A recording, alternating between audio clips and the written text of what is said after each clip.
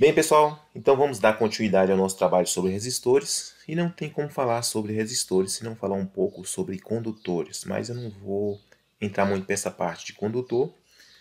E falando em condutor, nós temos que ver os átomos de cada material quando a gente vai escolher um condutor ou um isolante. Quando a gente fala de átomo, tudo que a gente fala está aqui na tabela periódica, o material. Um exemplo, se a gente pegar um punhado de terra no chão, dentro daquele punhado de terra vai ter ali diversas composições de materiais, a depender do lugar. A depender do lugar, ali naquele punhado de terra pode conter ferro, pode conter silício, pode conter restos de alumínio e por aí vai. Um exemplo de um material, o cobre, símbolo Cu, fazer o caso Cu mesmo, porque vem de um material chamado cuprita.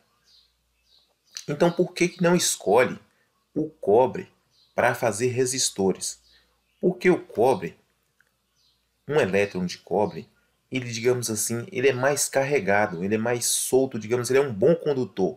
Para vocês verem aqui a eletrosfera do cobre, olha, a penúltima camada aqui, a quantidade de elétrons que tem. E as camadas de dentro têm poucos elétrons. Isso então quer dizer que os elétrons não estão grudados ao núcleo.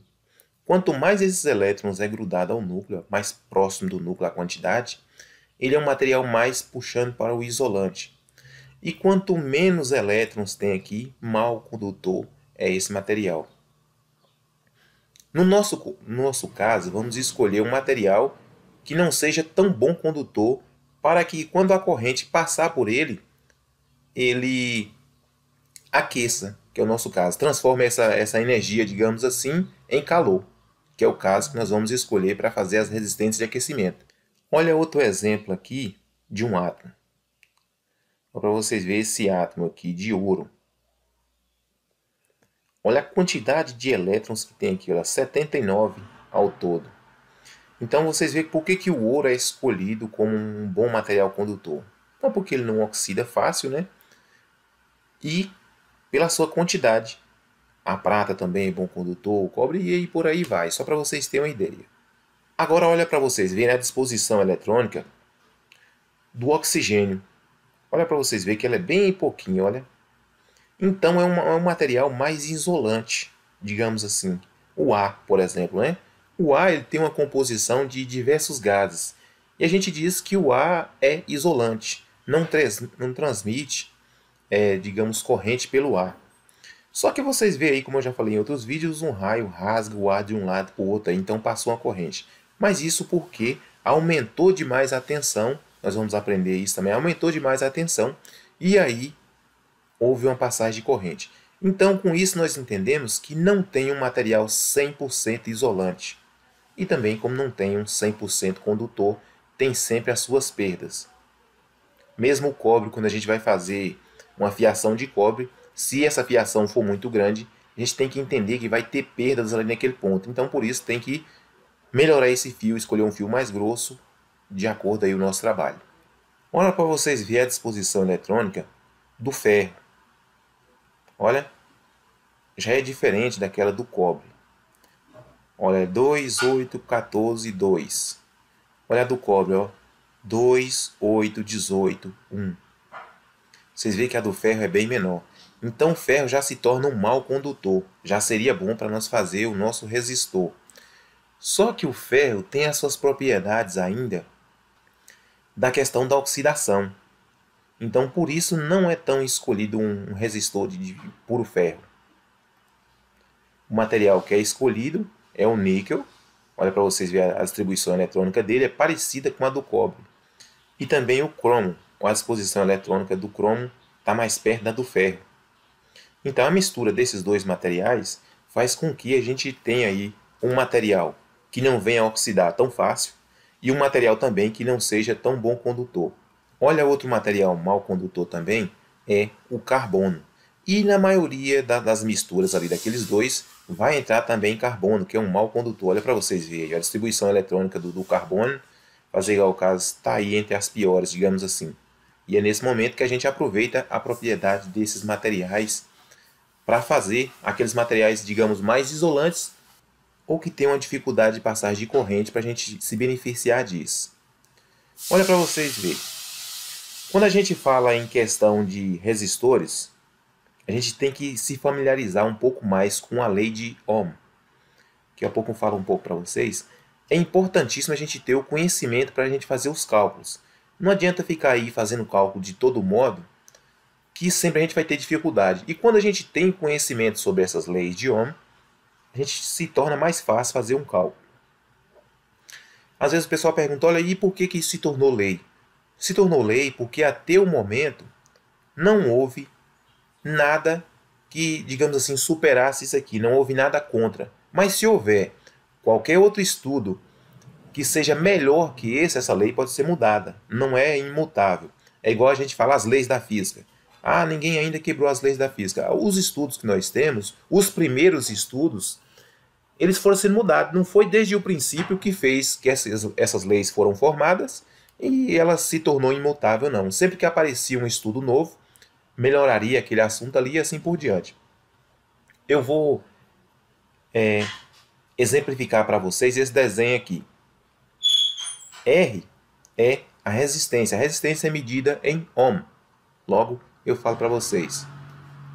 A tensão, a grandeza da tensão, é medida em volt. O volt às vezes é representado aqui no Brasil por V, a letra V, que é de volt. Lá para fora dos Estados Unidos é a letra E, que é de energia, coisa assim. E a corrente. A corrente aqui é apresentada em A, de ampere, ou I, que também representa a corrente. Então, nesse desenho aqui, o que vocês veem aqui? Vocês veem aqui a resistência esmagando o condutor. Aqui é o condutor, o fio. Então, a resistência está esmagando o condutor para não deixar a corrente passar. Então, isso quer dizer o quê? Quanto mais forte é a corrente, ou melhor, quanto mais forte é a resistência, menor será a passagem de corrente. E quanto mais forte for a tensão, digamos que ela vai empurrar essa corrente aí. Então, suponha que nós temos aí um resistor que seja fixo e essa corrente vai aumentando, vai chegar uma hora que a corrente vai aumentando. Se a tensão aqui aumentar, a corrente vai aumentar também se o resistor for fixo. Mas se gradativamente a tensão vai aumentando e também o resistor, a corrente também vai ser controlada. É isso que a gente vai procurar aprender. Então, nesse desenho aqui, nós vemos aqui a primeira lei de Ohm, que diz o seguinte, ó, U é a tensão.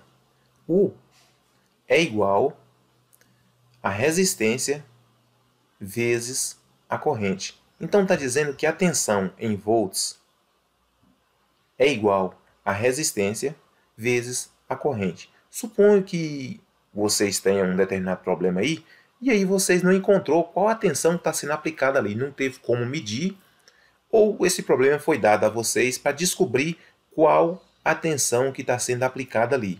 E vocês têm os dois valores, vocês têm a resistência e vocês têm a corrente. Então, a resistência vezes a corrente, vocês vão ter o valor da tensão.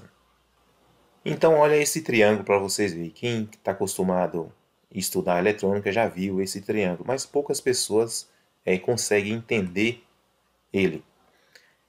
Então, é chamado de triângulo mágico de Ohm. Então, vocês veem aqui essas letras, ó, V, I e R.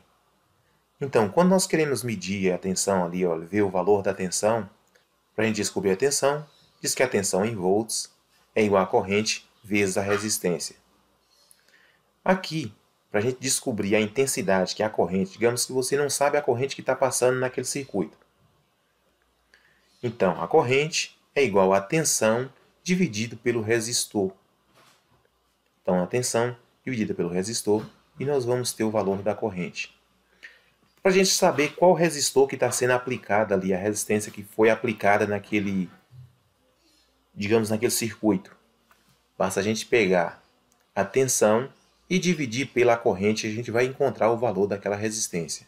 Então vamos aprender agora isso aqui na prática, e com isso aqui nós vamos já aprender a escolher os nossos resistores corretos para fazer a chocadeira ou qualquer outro meio que vocês queiram aí. Sobre ainda as leis de Ohm, tem essas equações aqui. Elas não são complexas quando a gente começa a entender como é que usa. Quando a pessoa não está familiarizada com ela, você fala, como é que eu vou procurar isso aqui? Então tudo está relacionado a esse centro aqui. Então, a potência em watts, por exemplo, está relacionada a todos esses aqui. Por exemplo, aqui, a potência em watts, o que seria a potência? É a tensão vezes a corrente. Esse outro também está relacionado. A potência é igual a resistência vezes a corrente ao quadrado. Toda letra que tiver um 2 aqui, suprimido aqui em cima, aqui, olha, ou acima aqui, quer dizer ao quadrado. Então, resistência vezes corrente ao quadrado é igual a potência. A tensão ao quadrado dividido pela resistência, também a gente acha a potência. E para a gente achar a tensão em volts, a gente pode fazer, como mostrou no assunto lá, a resistência vezes a corrente, nós vamos achar a tensão em volts. Se nós pegar a potência e dividir pela corrente, nós vamos achar também a tensão em volt.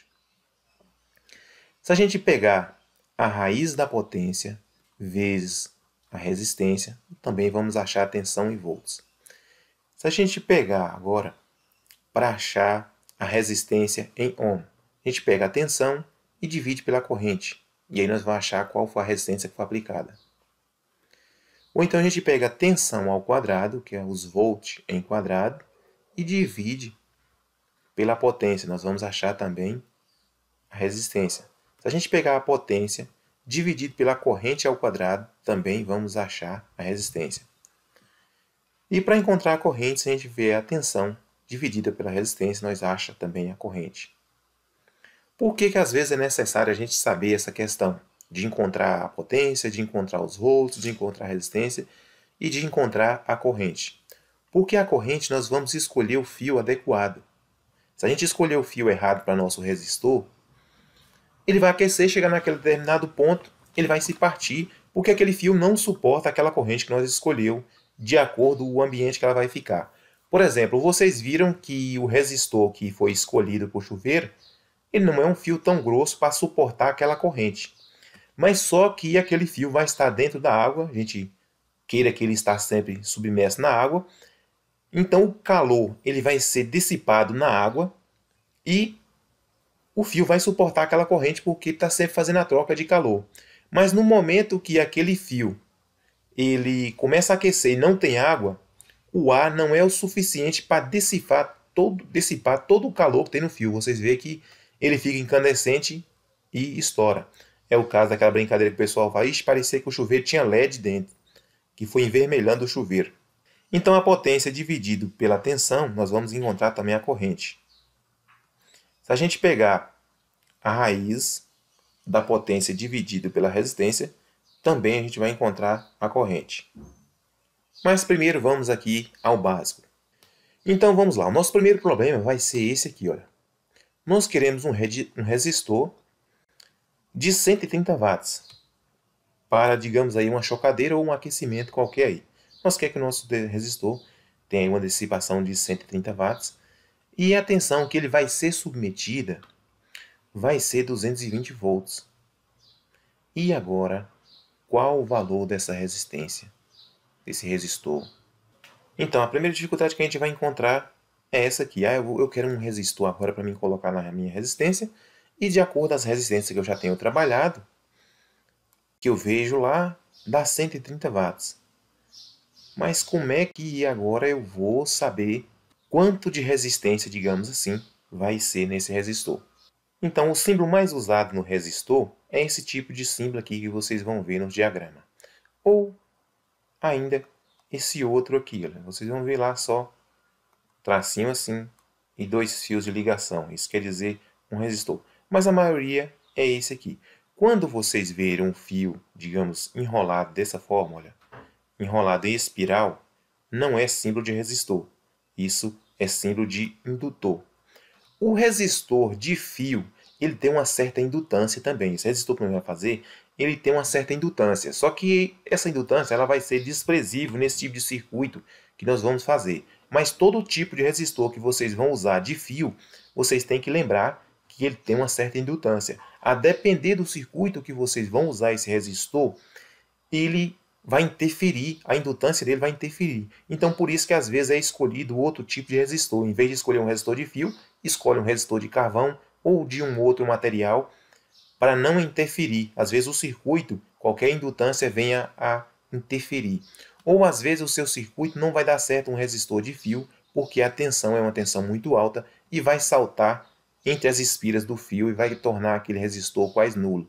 É o caso que a gente falou lá naquele exemplo. É o caso que eu falei para vocês aqui, olha, nesse pequeno exemplo. Se a tensão for muito alta e o resistor for fixo, a tensão consegue, digamos, empurrar a corrente, porque o resistor aqui é fixo e a tensão aqui é alta. Então lá o que nós queremos saber é o valor do nosso resistor. E aqui diz que para saber o resistor, nós pega a tensão em volt e divide pela corrente. Mas um problema é que a gente não sabe ainda qual a corrente. Mas aqui nós vamos recorrer a esse outro aqui, olha. Então nós queremos saber a corrente. Nós pegamos a potência e dividimos pelos volts e nós temos lá. Nós temos a potência em watts e nós temos a tensão. Então agora nós vamos ter também a corrente lá. Então, para nós saber o resistor, nós pegamos a tensão e divide pela corrente. Para achar a corrente, nós pegamos a potência lá e divide por a tensão. Então, pessoal, nós temos a potência aqui em cima, que é 130 watts, dividido pelos 220 volts. Então, A, que é a nossa corrente, é 0,59 ampere. Então, 590 miliampere. Não chegou a nenhum ampere aí. Se chegasse a 1 ampere, né? 1 ampere vezes 220 já ia para 220 watts. E nós só queremos 130. Então, a corrente é 590 miliampere. Se vocês fizerem os cálculos aí, vai dar 59 e uma dízima periódica lá, digamos, infinita. Mas a gente pega esses dois primeiros números ali, já é o suficiente. Então, o que nós queremos saber é o valor do resistor. O valor do resistor, a tensão dividida pela corrente. Então, agora, nós temos a tensão e temos a corrente. Então, nós vamos pegar a tensão de 220 volts e dividir pela essa corrente que nós encontramos, que é 0,59, e aí nós vamos ter 372 ohm. Então, o nosso valor do nosso resistor aqui vai ser 372 ohm. Então, esse é o valor do nosso resistor. Então, nós já temos aqui todos os dados que nós precisamos para fazer o nosso resistor agora. Nós já temos a corrente, nós já temos a tensão que ele vai ser aplicada, nós já temos a potência e nós já temos a resistência dele em ohm, como eu falei para vocês lá. Essa letra ohm é por causa do físico que criou essas leis, o Simon Ohm. Então, como eu falei para vocês, o símbolo é a letra ômega, que é o O, a letra grega, né? A letra ômega. Agora, nós precisamos escolher o fio que nós vamos usar. Como eu falei para vocês lá, tem que ser um fio de níquel cromo. Então, pessoal, o fio que nós vamos escolher é o fio de níquel cromo. Esse fio de níquel cromo ele tem diversas bitolas. Eu já mostro para vocês a tabela e a resistividade dele de acordo com a metragem. Um exemplo tem aqui na Casa Ferreira, que tem diversos tipos de fio. E aí vocês vão escolher a quantidade de gramas que vocês vão precisar e também a medida desse fio. Olha para vocês verem aqui a medida de fio de níquel cromo. Essa tabela é um pouco difícil de encontrar, mas vocês acham aí na internet. Então, aqui vai estar marcando as características, que é o diâmetro do fio e a secção em milímetro. Então, vocês não podem confundir o diâmetro do fio e a secção dele em milímetro quadrado. O diâmetro do fio é aquela medida que nós medimos com um paquímetro. Entre um lado e o outro do fio ali, digamos ali, é o diâmetro. A secção dele é, digamos que é quantos milímetros quadrados cabe ali naquele ponto. Deixa eu dar um exemplo para vocês aqui. Então, a secção do fio em milímetro quadrado é tudo que está aqui dentro. Então, suponha que vocês vocês compram um fio de 1,5 mm. E quando vocês medir esse fio de 1,5 mm, se vocês comprou pela secção em milímetro quadrado, vocês vão medir por fora aqui e vai ver que ele não deu 1,5 mm.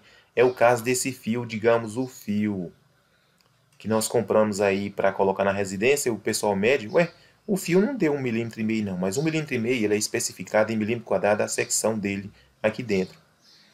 E essa medida de fora é o diâmetro do fio. Então na tabela de vocês aí, eu não sei se está dando para pegar, que ele está bem clarinho essa tabela, quase cinza. Fazer o caso não ficou melhor não. Então, um exemplo aqui, ó, o fio zero é um fio muito grosso. E aqui tem a quantidade de grama dele por metro e a resistência dele em ohm por metro. Então vocês veem que esse fio aí é um fio muito grosso, aí o diâmetro dele é de 8 milímetros e a resistividade dele por metro é muito alta. E aqui vai marcar a corrente dele de acordo com a temperatura. Vocês viram que quanto mais alta a temperatura, maior a corrente.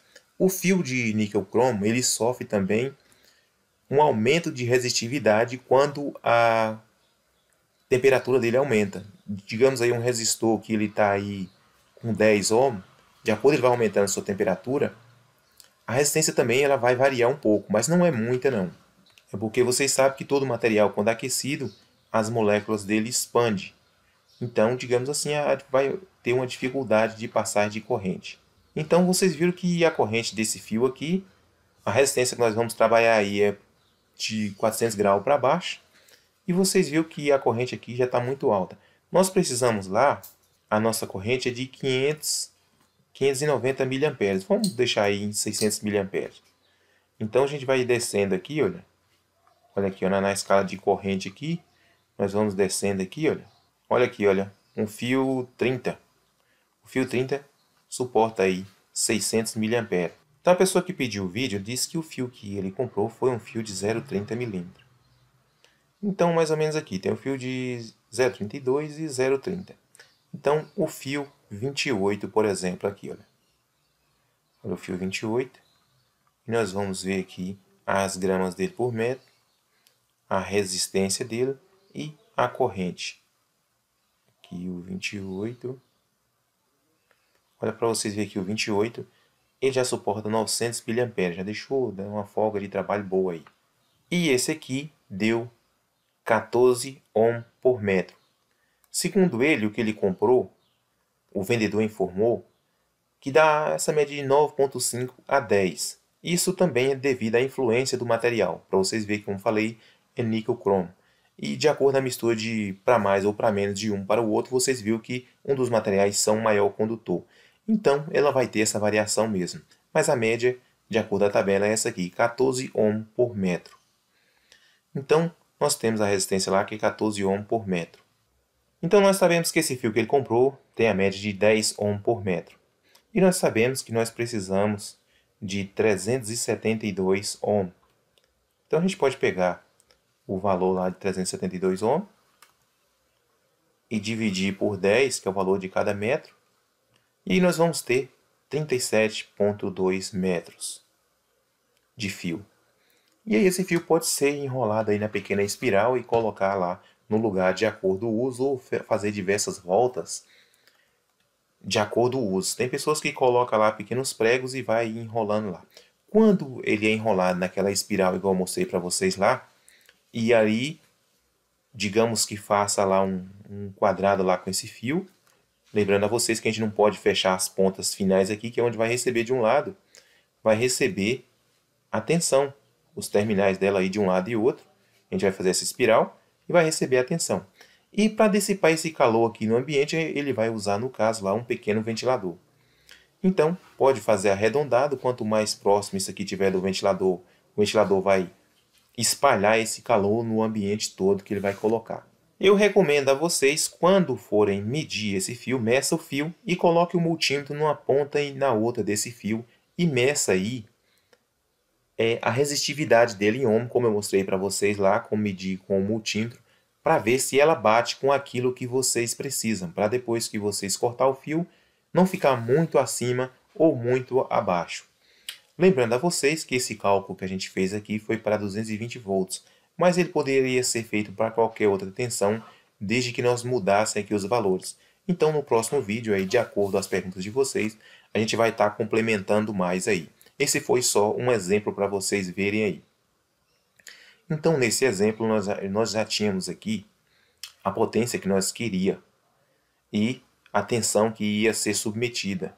Só faltou nós descobrir qual era a resistência que nós ia precisar, e para nós descobrir a resistência, nós tinha que saber a corrente.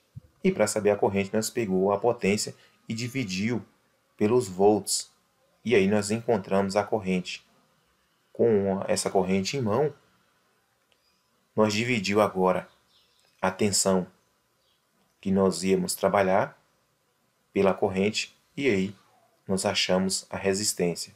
E com os dados de resistência em mãos, a gente olha a tabela de fio, e aí vamos escolher a metragem desse fio que a gente vai fazer a nossa resistência ou o nosso resistor aí.